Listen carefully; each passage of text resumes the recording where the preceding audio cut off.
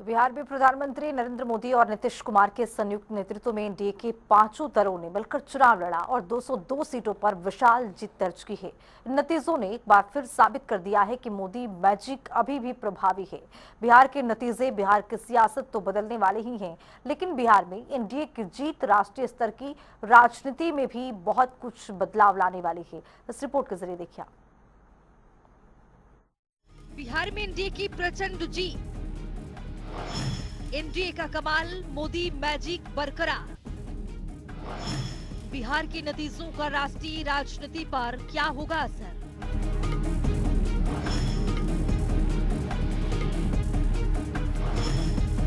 बिहार विधानसभा चुनाव में एनडीए ने प्रचंड जीत हासिल की है। बिहार के हर दिन बदलते सियासी समीकरणों के बीच किसी ने कल्पना भी नहीं की होगी कि महागठबंधन का इतना बुरा हाल होगा। बिहार विधानसभा चुनाव 2025 के परिणामों ने सिर्फ बिहार की राजनीति ही नहीं बल्कि राष्ट्रीय स्तर पर भी बड़ा संदेश दिया है। बिहार में नीतीश कुमार और पीएम मोदी के नेतृत्व में एनडीए के 5 दलों ने मिलकर चुनाव लड़ा और 202 सीट पर जीत दर्ज की।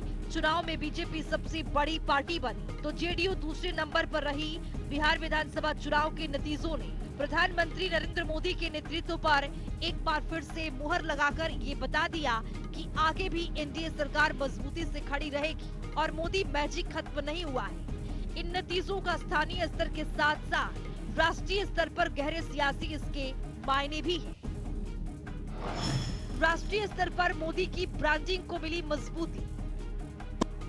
बिहार के नतीजों ने आगामी सभी विधानसभा चुनाव, खासकर पश्चिम बंगाल जैसे राज्यों में बीजेपी की ब्रांडिंग को और मजबूत किया है। ये जीत ये साबित करती है कि मोदी का नेतृत्व और चुनावी रणनीति अभी भी प्रभावी है। बिहार में एनडीए के लिए चुनाव प्रचार खुद पीएम मोदी ने संभाली। पीएम मोदी ने बिहार में कई रैलियां और रोड शो भी किए।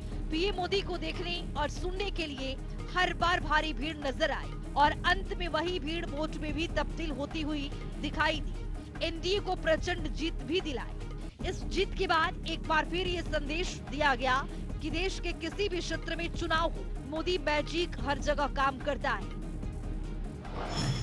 अब मुद्दा नहीं रहा एसआईआर।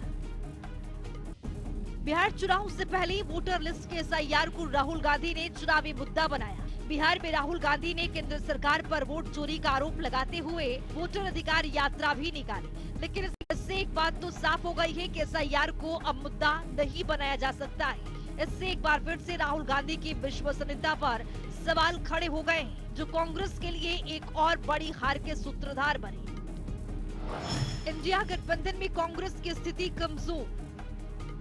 बिहार में कांग्रेस को सबसे ज्यादा नुकसान हुआ है। राहुल गांधी का प्रचार अभियान बिहार चुनाव में पूरी तरह से फेल रहा। कांग्रेस करीब 40 से ज्यादा सीटों पर चुनाव लड़ी, लेकिन जीत केवल 6 सीटों पर ही मिली। कांग्रेस का ये निराशाजनक प्रदर्शन विपक्षी इंडिया गठबंधन के अन्य सहयोगियों के बीच पार्टी की स्थिति को और कमजोर करता है। अब अन्य राज्यों में क्षेत्रीय पार्टियों से गठबंधन की बातचीत में कांग्रेस मोलभाव करने की स्थिति में नहीं रहेगी, क्योंकि कांग्रेस का प्रदर्शन कहीं न कहीं सहयोगी दलों को भी नुकसान पहुंचा रहा है। गठबंधन का सही तरीके से प्रबंधन दिलाता है जीत।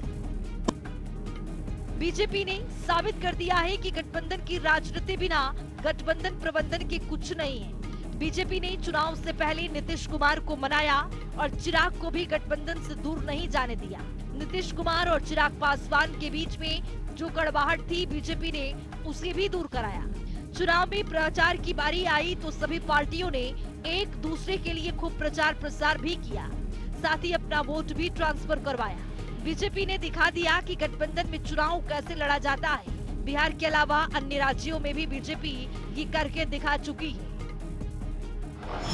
अब बीती बात हो गई लोकसभा में बीजेपी का फीका प्रदर्शन। बिहार चुनाव में बीजेपी सबसे बड़ी पार्टी बनकर उभरी है। बीजेपी ने 101 सीट पर चुनाव लड़ा और 89 सीट पर जीत दर्ज की।